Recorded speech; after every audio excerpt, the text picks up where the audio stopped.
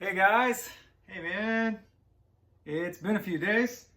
I am up in the studio tracking a song for a buddy and yeah, getting some fun sounds in here and working through a few things. And I was going to quickly talk about recording and just a few ideas around that. Kind of like, what do I do? This week I've recorded a couple of songs from home that producer friends have sent me to work on, and it's just my ideal. I love it. It's so fun to like get up here and kind of explore tones and sounds without sometimes when you're on a session, if you're in like a big, nice studio, you can feel the clock a little bit. It's like, it's like, oh man, this place is it's probably expensive, right? And there's an engineer that's being paid and a producer that's being, there's lots going on, and you don't always feel like you've got time you kind of have to move quickly, so you don't always have the time to like dial in like this tone that you really want or something. Anyway, so from home I get this kind of freedom to kind of play around with some of those things, and I don't have to be so fast about having my sound dialed up, and I can kind of explore a little bit. So I was just going to talk through a little bit some of the recording stuff. I think maybe a couple of you had said something about maybe take us through how you track a song or how you work on it. So in the way we kind of do our charts is with the number system. So I'll chart the song, and it's just a bunch of numbers. So you can read this.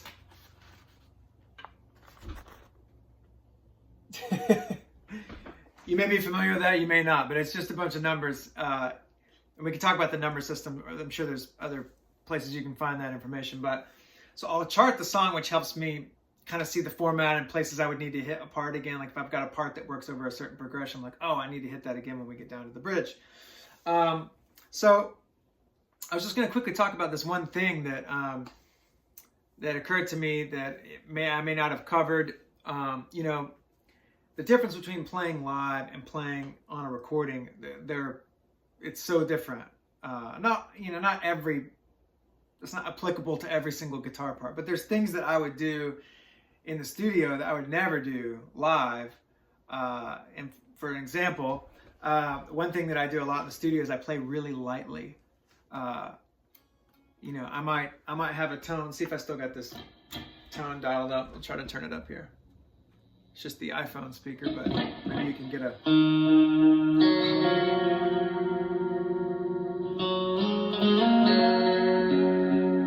It's just like a telly with a memory man. A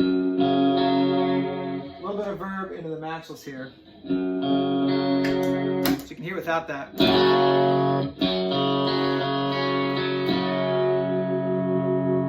Try to turn it up a little.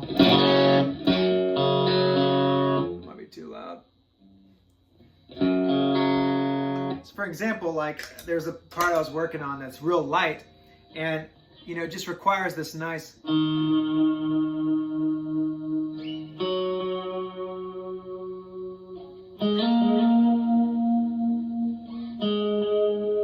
might have a guitar part that's that simple on a song, and you're not really using a lot of effect. It's like a little bit of, delay, a little bit of reverb, and it can be really effective. And the thing is, if you play hard, a couple things can happen. You can squash the note. That's one thing that can happen. And the other thing that can happen is you knock yourself out of tune, or you ever hit your low E string and you hit it really hard, and it like goes sharp and then comes back. I don't know if that makes sense. But yeah, it's if you do it, you'll hear what I'm saying. It may not translate on the phone here, but one thing that's nice about playing lightly in the studio is you give the sound a little bit of a chance to breathe and to develop. So if you hit it too hard, you may not it make all compress. So sometimes you want to play hard in the studio, but other times you may just want to play lightly. And so I was just gonna so you get a little bit of verb. Okay, there's only one repeat on that delay.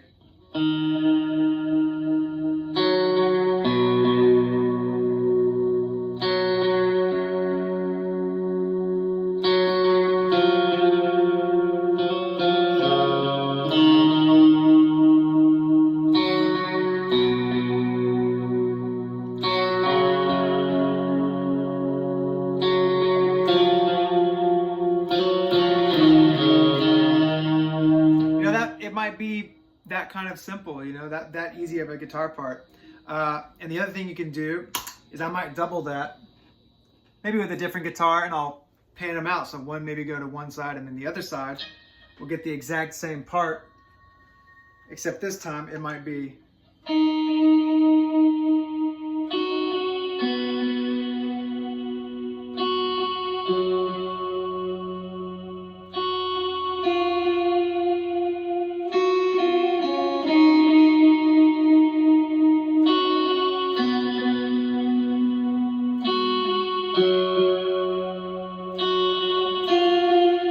All I did there was, I'm just playing it with the Pog. I turned the dry signal all the way off and the octave up all the way up. So I'm just playing. But it's okay. But what happens when you put them together? It's really cool. You can kind of hear them spread out. And this isn't maybe on another video we're talking. I want to film this video. I've been talking about it a few times.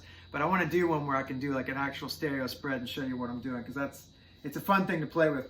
But I was just going to show you just kind of real quickly like how that might be like a real, you know, it might be, it's hard to explain, but on the recording, you know, you can turn the preamps up, you can turn the amp up, and you can play real soft. And so a minute ago I was playing a guitar part in this song that was, you know, it doesn't have to be this song, any song. But when you play even like a big rockin' part, even if it's like a driving thing, you know, I might play that. I think I had this King of Tone on. So I might have a pretty gnarly kind of aggressive tone dialed up, but I'm playing like.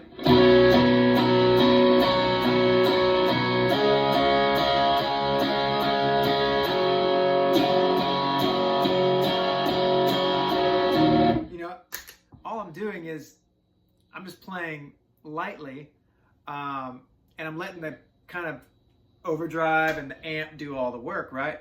And what it does is it allows you to play lightly, or playing lightly. What it allows you to do is to stay in tune. And I didn't tune up necessarily before I started recording this, so it may be a touch out, but it allows you to stay in tune. It allows you to be really consistent. And I noticed I was doing this thing when I was playing. I don't know if this would be helpful to you or not. You know, throw any of this stuff away that isn't useful for you. But in order to get my time right when I'm playing in a track, sometimes what I'll do is I'll scrape the string with the nail of my finger as I'm playing. I don't know why I do this, but it might help you. I don't know. So I'm getting the pick too, but it's like both. I don't know how to explain that. You'd have to kind of play around with that. So imagine that you don't have your pick and you're just playing. You know, like.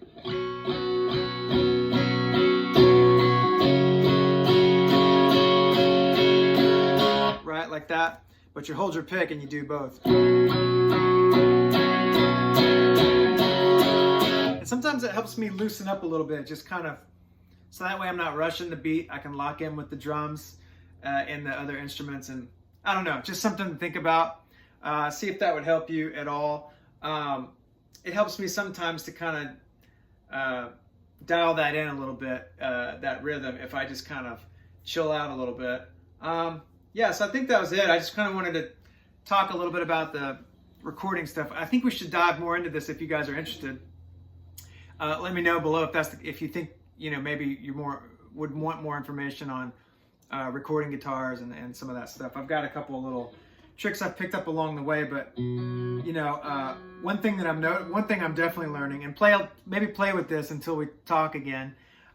Maybe one thing to work on, yeah, when you're recording guitars, is the longer I do this, man, the more I get rid of low end in my guitars. I mean, I'm cutting low end at the amp, I'm cutting low end at my pedals, I'm dropping low end at the preamp if I can. I'm using. It's not like you want thin tones, but you don't want all this like mud down low. So something to think about. I definitely have been rolling off a lot of low end information, and man, it just clears everything up, and it still can be really big sounding and aggressive. But you just get rid of all that mucky low end stuff that you don't need. And if you're doing tracks for a project, they're, you know, engineer, mix guy, whoever, producer, he or she's going to dump that low end off anyway, most likely on guitar. So so a couple things to think about: the low end, and then also pushing that mid range. And that's something I'm always playing with. You know, lately I've really been playing with, like, how to get this kind of like mid frequency exactly where I want it, the guitars to sit.